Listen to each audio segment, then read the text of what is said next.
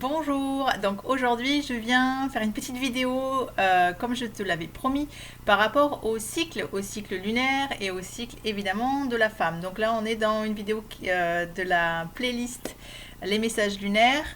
Je t'ai parlé précédemment de la phase des menstrues, de la phase des lunes.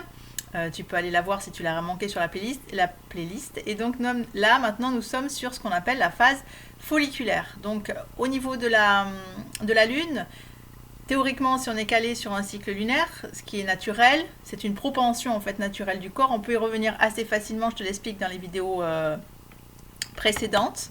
Et donc tu as eu tes lunes au moment de la nouvelle lune. Si c'est pas le cas, va pas forcément te jeter du toit, hein. C'est pas du tout grave parce que les cycles sont toujours les mêmes. C'est-à-dire que c'est aidant quand on se cale évidemment sur la nature. Ça va nous porter et on est déjà dans un champ, on va dire un champ morphique naturel. En fait, une énergie comme un portail qui nous pousse encore plus. Voilà, et ça se fait naturellement, donc pas de stress là-dessus. Il suffit juste de poser l'intention, que ce soit juste pour toi de te caler dessus, comme je l'ai expliqué, de voir en quoi c'est capital pour toi, qu'est-ce que ça va changer pour toi, d'être aidé, d'être porté, d'être dans ce flux naturel. Revois les vidéos précédentes. Donc là, on est de la nouvelle lune où tu as eu tes règles, la phase de la sorcière, où on va vers la pleine lune. Donc on est sur la phase croissante. Naturel. Donc si tu regardes en biodynamie aussi, ou lorsque la lune est utilisée, la phase croissante, comme le nom l'indique, c'est une phase un peu d'expansion, d'ouverture, comme t'imagines un jet en fait, l'enfant qui naît, il se propulse, donc on est dans une renaissance. Donc on appelle ça la phase de la Vierge, et la phase, enfin c'est appelé par certaines personnes qui ont cherché en fait sur ces énergies-là, la phase de la Vierge et la phase de la princesse. Donc c'est une phase un peu de renaissance. Tu t'es normalement, t'as pris conscience de tout ce que tu voulais laisser partir, les anciens fonctionnements, les anciennes pensées. Tu t'es allégé, tu as fait peau neuve. Donc voilà, tu es dans cette énergie de regain où tu te sens plus légère, tu te sens plus aligné sur sur ta nature en fait d'élan. Voilà, donc là en fait les énergies de cette phase, comme je te l'indique, c'est le renouveau, ça va être le moment, on se sent dans l'ambition, dans la concentration, l'accomplissement. Je te donne les mots-clés en fait qui peuvent t'aider, que j'ai noté. Productivité, donc c'est un moment effectivement où on va se sentir cette énergie de lancer des nouvelles choses, on va être plus productif, plus inspiré, on est dans un élan dynamique. Exalté, clarté, confiance en soi, c'est un moment aussi comme on se sent comme une renaissance, tout neuf, tout beau. On a confiance en nous, on est plus efficace. Audace, enthousiasme, donc ça c'est les mots-clés de cette phase. Prise de risque, c'est un moment où on va pouvoir en faire plus de sauts dans le vide. Comme je l'ai expliqué, en fait, tout l'intérêt d'être calé là-dessus, c'est vrai que d'être à contre-courant, non seulement, souvent c'est pas productif, en plus on se casse, c'est comme être en résistance permanente. C'est-à-dire que tu as une rivière, soit tu vas dans le sens de la rivière et tu te laisses porter, tu es propulsé par quelque chose de naturel, soit tu t'amuses à vouloir remonter le courant et ça va être beaucoup plus galère. Et en fait, donc l'idée c'est ça, c'est d'être calé sur les cycles de la nature. Ce sera, je sais pas, moins propice de faire des fouilles en pleine nuit que des fouilles en plein jour, peut-être par exemple. Voilà, c'est l'idée, c'est de se caler sur quelque chose de naturel qui va être porteur pour nous. C'est tout l'intérêt d'être calé sur nos cycles naturels. Et à partir de là, nos actions vont être plus impactantes, on va être plus alignés, on va être plus juste pour nous, plus authentique. Voilà pourquoi c'est peut-être mieux, mais après, chacun fait comme il sent.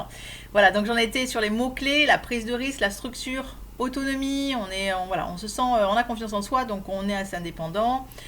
Prise de décision, c'est le moment de prendre des décisions et d'oser.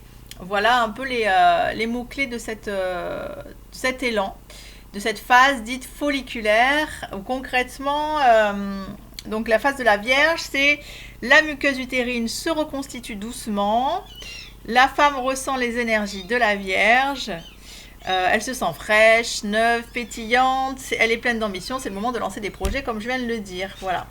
Donc c'est le moment où on peut reprendre progressivement un rythme, une organisation, ce qu'on avait laissé tomber en fait au moment de la phase de la sorcière, c'est le moment de reprendre, c'est un élan de joie de vivre et le moment aussi de faire du sport. Voilà pour l'élan dynamique. Cela dit, donc je fais un petit bémol que je n'aurais pas fait à un autre moment, tout simplement parce que pour moi, pour une fois, aujourd'hui, là, dans cette phase folliculaire, bon, je m'étais un peu décalée, comme je vous l'avais expliqué dans la vidéo précédente, pour parler de mon cas. Je pense pas que ça vienne là, mais je me sens pas dans cette phase habituelle où j'ai l'élan, où j'ai une pêche de dingue. En fait, je me sens aussi, à l'heure actuelle, dans un peu une certaine vulnérabilité où les choses me touchent, vont m'obliger à m'arrêter un petit peu. Donc, ce que je veux dire par là, c'est qu'on est aussi dans un courant énergétique.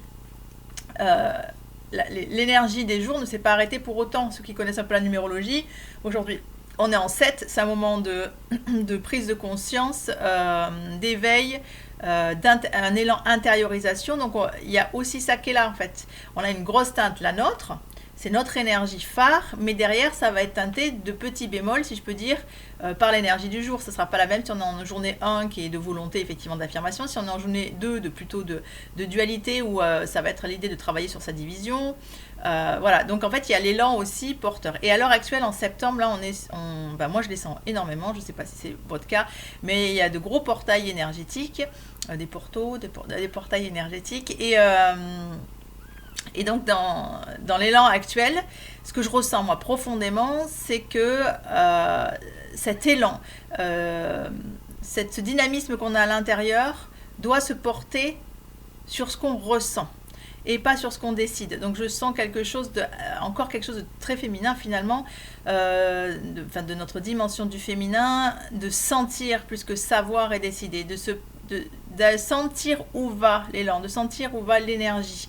Donc ça nous amène à être à l'intérieur, et tout ce qu'on va être sous forme de volonté, de décision, c'est quand même lourd et pour moi à l'heure actuelle est difficile à mettre en place. Donc je sens, malgré cet élan, ce dynamisme de la Vierge, de la princesse post-lunaire, je sens quand même aussi les énergies du moment qui nous poussent à sentir, à accueillir, et qui ne sont pas forcément comme d'habitude. Avant j'étais plus dans la volonté et le mental dans ces périodes-là, et là je sens que ça ne veut pas en fait quand même. Voilà, donc j'en viens rapidement maintenant aux plantes qui vont t'aider pendant cette période. Moi, j'utilise beaucoup l'ortie. Donc l'ortie, c'est rempli de silice, c'est reminéralisant, c'est bon pour les cheveux, pour les ongles. On a perdu notre sang, on s'est un petit peu déminéralisé, et j'adore prendre de l'ortie à cette période, et je sens combien c'est porteur et plus efficace. Voilà, donc l'ortie est une des plantes phares. Après, bon, je me cale toujours sur ce bouquin-là que je t'ai... voilà, tu vois, que j'utilise beaucoup en support. Il y en a plein d'autres qui sont super. J'en referai une vidéo pour en parler vraiment en détail de tout ce qui me porte et que j'ai lu et qui est aidant aussi pour moi. Donc je me base sur elle parce que j'ai tout essayé, et puis pour moi c'est très calé dessus. Voilà, donc là les plantes alliées sur la Vierge, en fait tu vas te retrouver avec l'éleutérocoque, le ginkgo biloba en plante, le romarin, la camomille matricaire qu'on avait déjà utilisée pendant la période lunaire, l'avoine et l'ortie, la silice. À toi de sentir. Et donc je te donne la recette aussi des... tu sais, je t'ai dit, je te donne la recette de la sorcière. Alors de la sorcière, elle a la recette herbale de la Vierge, potion à boire après les règles, après les lunes. Donc c'est pour 500 ml de breuvage, 500 ml d'eau pure de préférence si tu peux. Une demi-cuillère à café, ou à thé, plutôt une cuillère à thé, une demi-cuillère à thé d'éleutérocoque en morceaux ou en poudre. Donc voilà, une cuillère à thé d'ortie, une demi-cuillère à thé de romarin, une cuillère à thé d'avoine fleurie, infusée 10 minutes et à boire le matin. Les petits bruits que tu entends, je sais pas, on a l'impression que j'ai des perruches, mais non, je n'ai pas de perruches en cage, j'ai accueilli des bébés chats qui viennent de naître. Voilà ce bruit de fond. Je te souhaite une très belle journée, merci pour tes retours. Tes expérimentations sont très porteuses, n'hésite pas à m'en faire part, voilà, si tu peux. À tout bientôt, ciao ciao.